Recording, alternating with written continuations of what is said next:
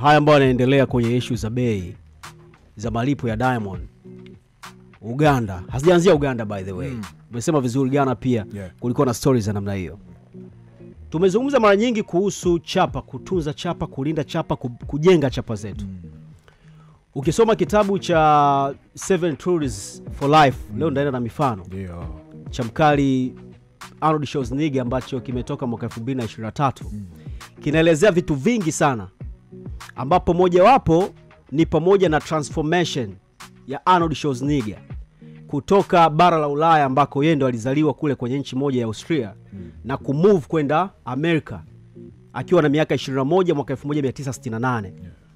Schwarzenegger yeye alikuwa maarufu zaidi huko mtaani kwake kama wale watu wa gym, wale bodybuilder, yes, mtunisha misuli. So yeye alikuwa anaitamani ndoto ya kutimiza, kufikia ndoto yake kubwa ya kuwa muigizaji wa action kwa kiasi kikubwa. So jamaa alifanya nini? Mwaka 1968 akatoka kutoka bara la Ulaya kuelekea Amerika. Na alipofika kule alikuwa anapambania ndoto yake ya kuigiza.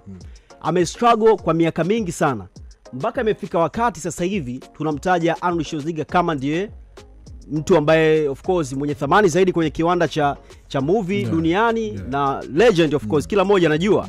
So kwenye mtandao ukiangalia kwa mfano movie yake ya Terminator 3 ambayo ilitoka mwaka 2003 inakadiriwa kuingiza dola milioni 29 ambako ukiziconvert hizo unapata takriban bilioni 78 plus. Nimeanzia huko naenda pia kwa Diamond. Diamond wakati anaanza muziki wake hakuwa huyu wa leo. Kuna kitu kinaitwa kujiongezea thamani na kutengeneza na kulinda chapa yako. Ndio kitu ambacho watu wengi kinawashinda. Diamond kama unakumbuka mwaka 2000 na around 2012-13 aliwahi kusema kwamba yeye afanye show chini ya milioni 10. Wakati ule na maneno yalikuwa mengi. By that time kila mtu alisema Diamond kapagawa. Ile kapelekea hadi kuna baadhi ya media kumkataa. Of course, na kwa sababu ya ilikuwa na hiyo misimamo yake. Kwa nini alisema afanye show chini ya milioni 10? Alikuwa anafanya transformation kama ambayo Arnold pia alifanya kutokea kijijini mpaka kwenda Marekani kutafuta kupigania ndoto yake. So hata yeye alisema mimi siwezi kubaki huku, lazima nijiongezee thamani. Kwa hiyo watu wengi walimcheka kwamba huyu bwana amechanganyikiwa nini. The same way juzi Diamond anasema ana wish kuwa tajiri namba 1 duniani, watu wanamcheka, lakini tazama namna ambavyo namba zinasoma sasa hivi kwenye account zake. Progress unaziona. Diamond alikuwa muimbaji, alianza kama rapper miaka hiyo, akatransform akawa msanii.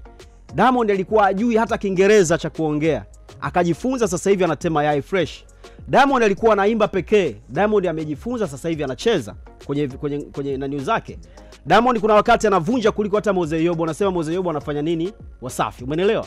Transformation ambayo inamtengenezea mtu brand iliyokuwa imara.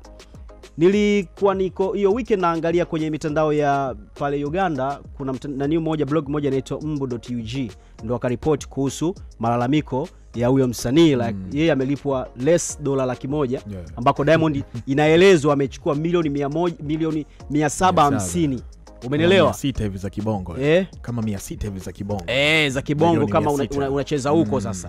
Umeelewa sio? So kuna conversation ndo zikao zinaendelea pale, akasema kwa nini wasiwalipe wana Uganda wengi, wasanii wengi wadogo wangeitangaza hiyo kitu.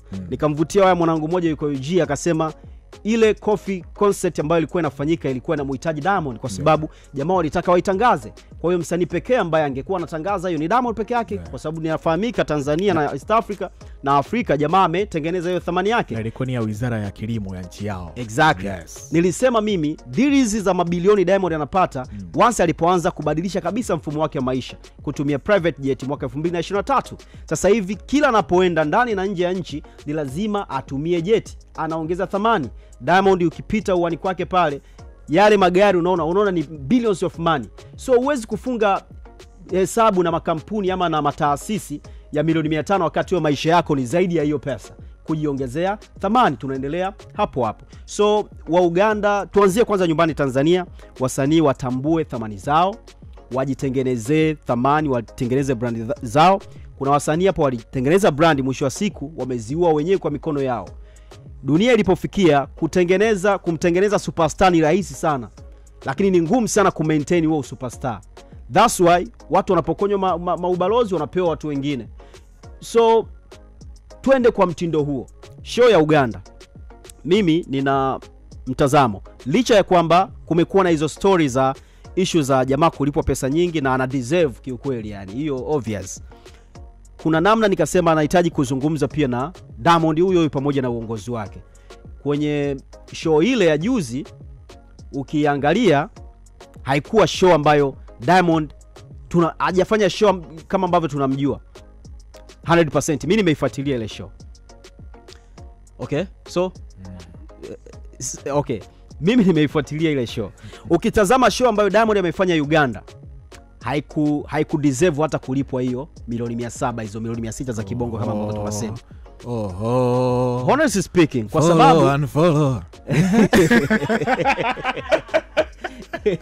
kwa sababu gani nasema hivi? Mimi sijaiona energy ya Diamond kwenye jukwaa. Unajua, twende mbele na kurudi nyuma. Diamond ndo msanii anayependwa sana East Africa, Tanzania na sehemu ya Afrika, lakini ndo msanii ambaye anachukiwa zaidi Tanzania, East Africa na sehemu ya Afrika. Sio tu na watu huko wa mtaani, hata wasanii wenzake. Na ndo maana unaona Diamond akilipwa pesa hizo kwa kiasi kikubwa, kuna watu wanakuja wanalalamika. Sasa kuna kitu kinaitwa why Diamond amelipwa milioni 700. Ile neno why ndo neno baya, kwa sababu watu watapima like okay, hii milioni 700 tulompa kutokana na hiki alichodeliver ina deserve. Wakiquestion zaidi ya mara moja mara mbili, mbaya, kwa sababu itakuwa inawapa room wale watu ambao wewe wanakuchallenge kupata point za kukujibia. Ukiangalia namna ambavyo show ilikuwa imefanyika, kwanza mavazi hayakustahili. Ndio maana nimesema pia nazungumza na management yake.